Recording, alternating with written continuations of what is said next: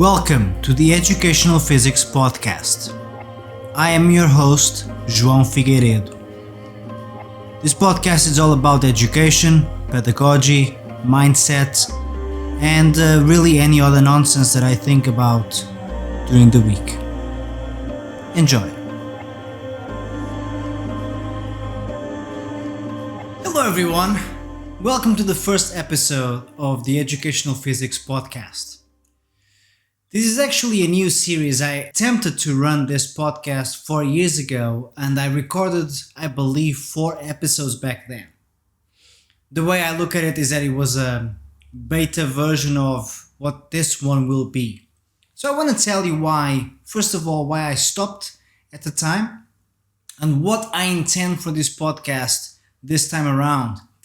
So back then I was basically focused on understanding the impact of technology on drum education. For those who might not know this, I am full-time drum teacher, part-time pointless thinker. And what I do for a living is teach drums, but I'm very worried about education in general, more and more. So this podcast, this new rendition of it, will not be so focused on music education or drum education, but more on just the general ideas around education, pedagogy, mindset, etc. And then when I was running those first 4 episodes, I was speaking to guests, outstanding drum teachers, but I realized in my head as I was having these conversations that I wasn't really excited about talking about drums.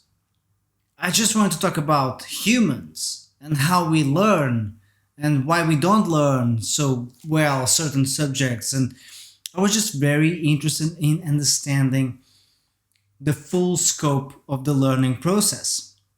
And obviously those guests had great insight on that. But I could feel myself getting a little confined to that small space of drum education. So this time around, I decided that I wasn't going to do that.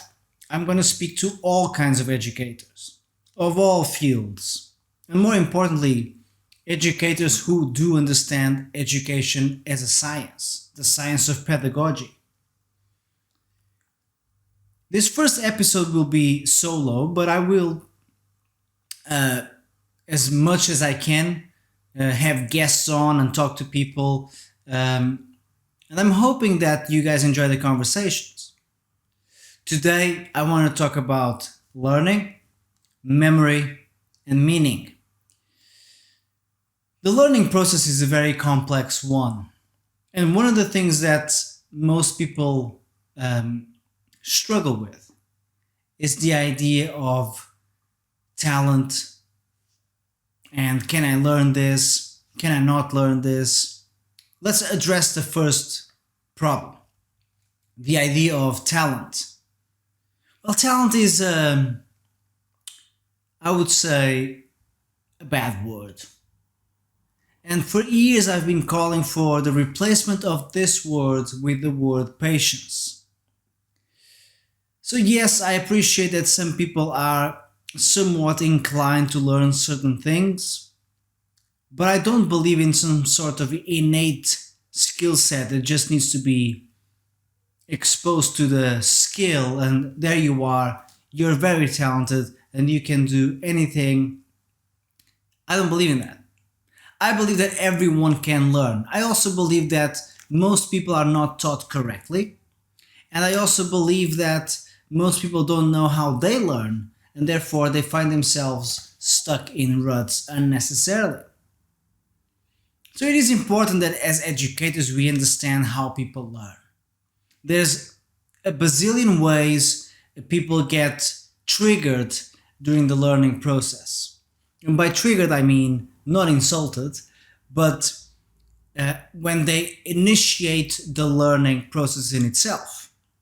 Because one thing is to be exposed to a concept, something completely different is to actually start to absorb it. So teachers and educators in general need to understand what kind of learner they are looking at and dealing with. Now, this can be more difficult in the classroom environment, but it's still possible and it's still doable to run some sort of survey on how each student learns. Generally speaking, I would say that there's only a few different kinds of learning. You have, for example, the read-write learners. So these are people who absorb more information by reading it and by taking notes. Then you've got learners who learn visually by observation. So they will see you do, they will copy. Then you've got kinesthetic learners. Fundamentally, these are doers. They need to kind of start doing it in order to really get an understanding as to how they operate and how they apply that concept. You also have oral learners. These are learners who understand best by excluding the sense of the sight and just taking the information, by ear. So if you'll see this a lot with people who read books. Some people will say to you, "Oh, I need the physical book to really read and take notes." That gives you insight on what kind of learner they are. Others say, I need to read the book, but the Kindle is just fine, although Kindles allow you to take notes too. But you get my point, right? So, and then you have people who say, audiobooks are just fine. And I can just be doing my dishes whilst listening to a book. All these little insights will tell you what kind of learner you're dealing with. So then, as a teacher, it is important that we cooperate with the students in a way that makes sense to them, instead of forcing upon them a system of learning that doesn't really resonate with them. So how does learning occur?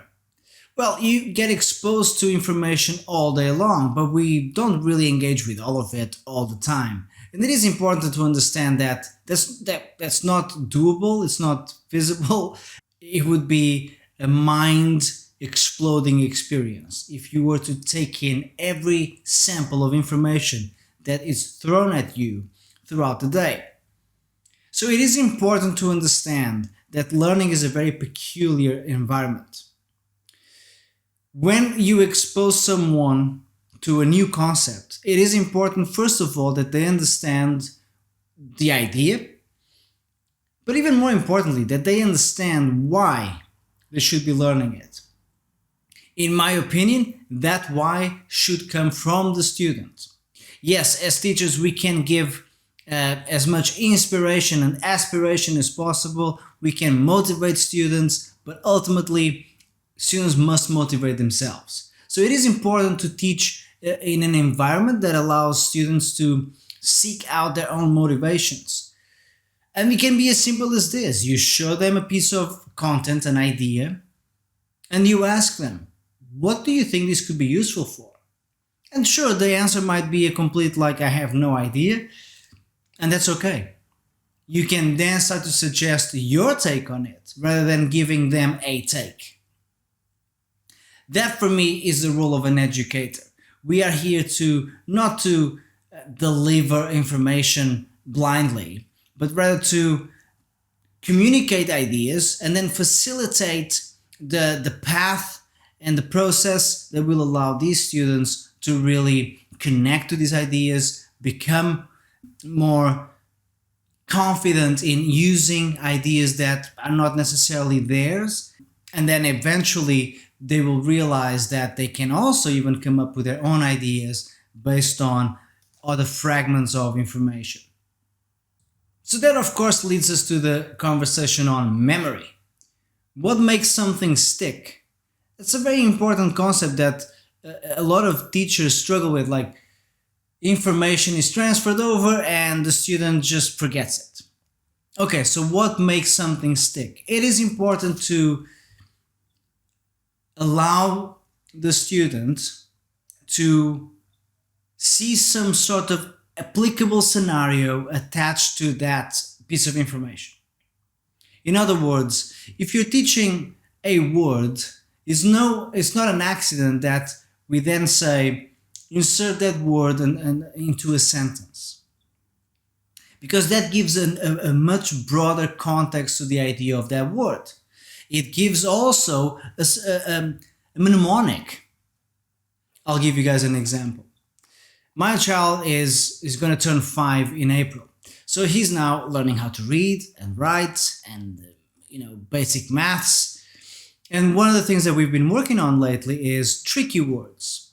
So if some of you might know this, but tricky words are words that when you sound out the phonics, it doesn't really give you the word that you're supposed to be reading.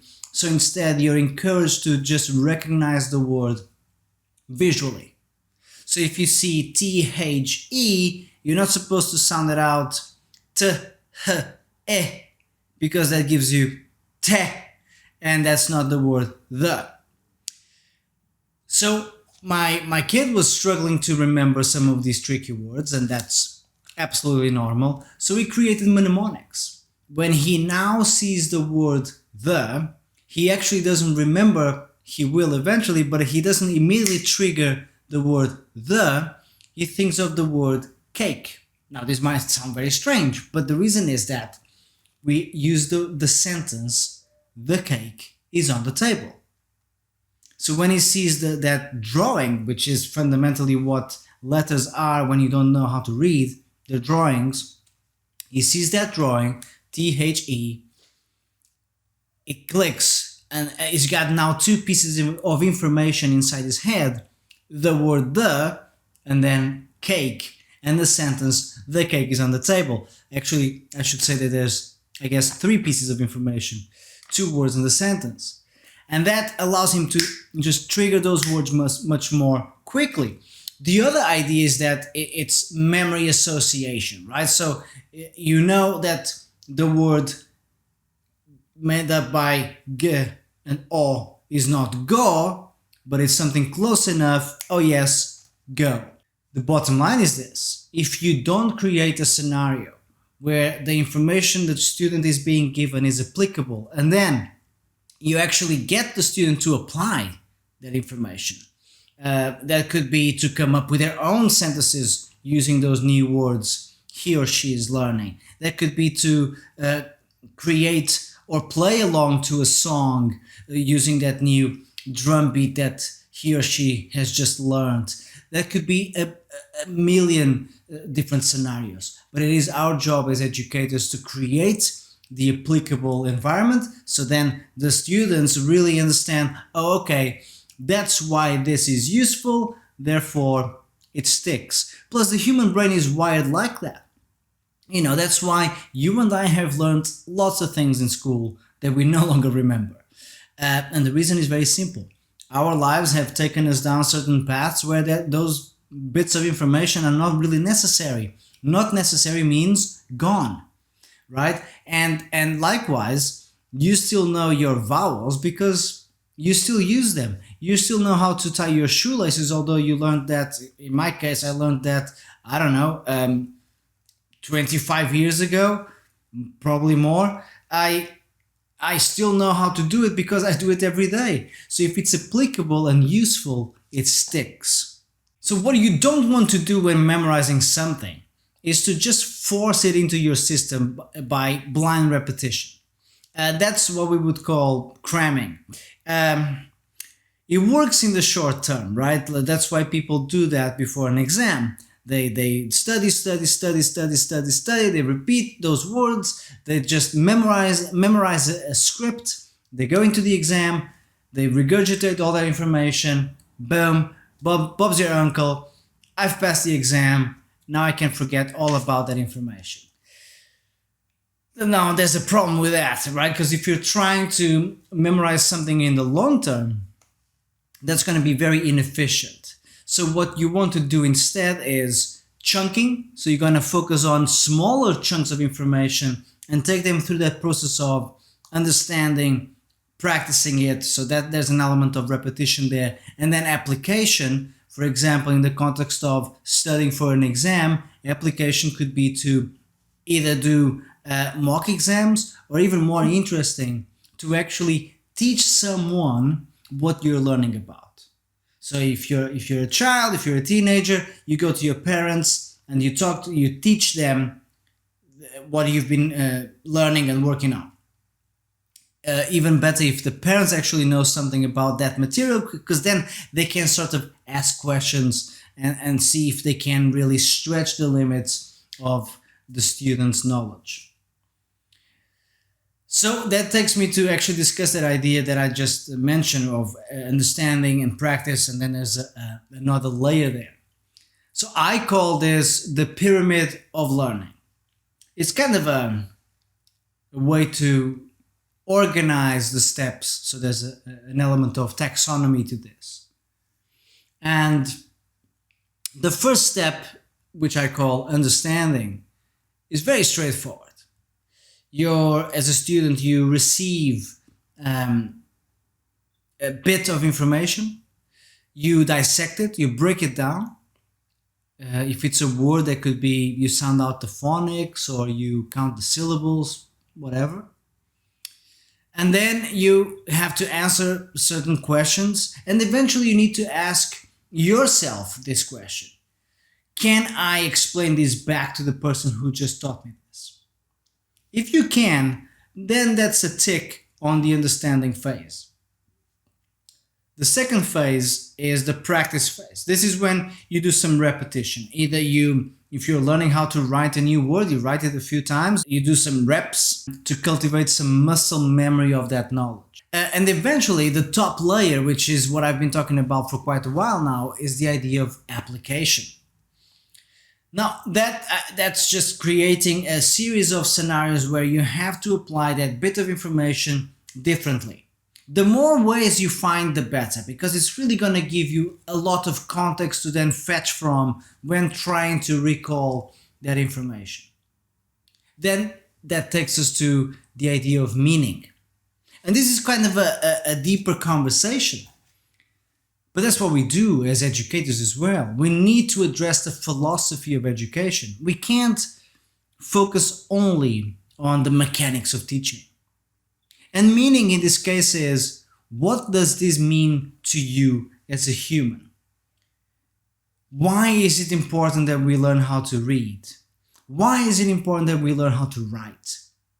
Maybe it's important because it's going to allow us to consume more information from people who could read and write very well.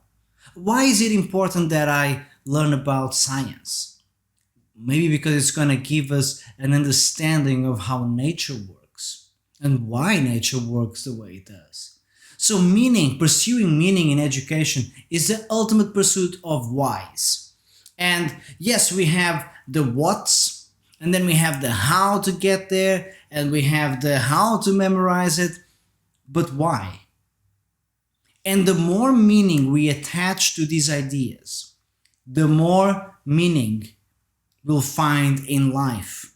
Because eventually what will happen to these students is what hopefully happens to you on a daily basis, is that you find connections in many different things that you witness as you live life. You start to make associations between what you know about nature and biology and sciences, and what you know about psychology, and what you know about economics. All of that starts to come together and creates a bit of a kind of a whole being. And then you understand your place in that landscape of knowledge.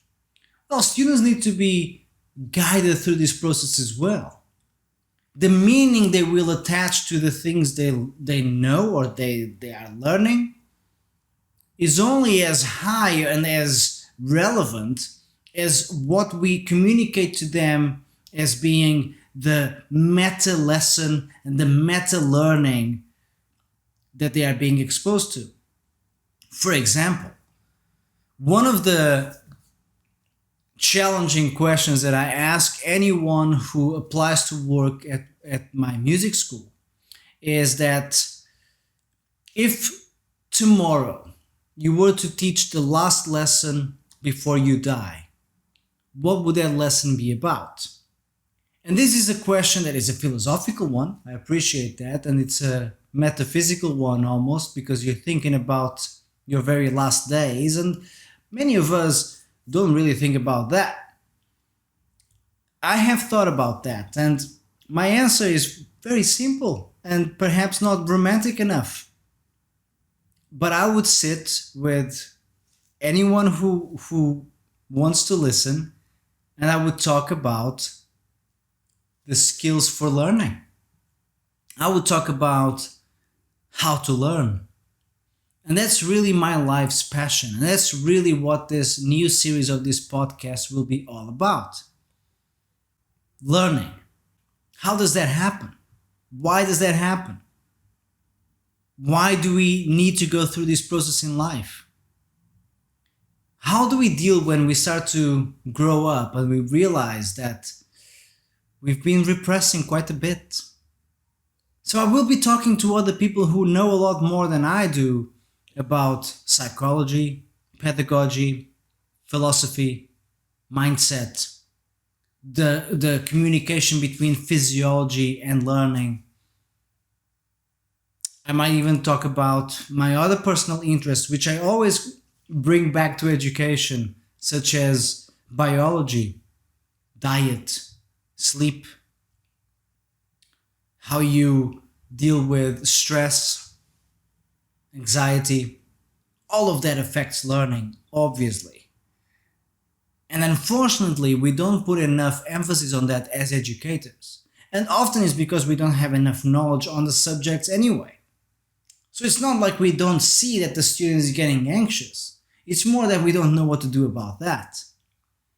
And I'm hoping that the new series of the Educational Physics podcast will fill that gap for you guys and for myself.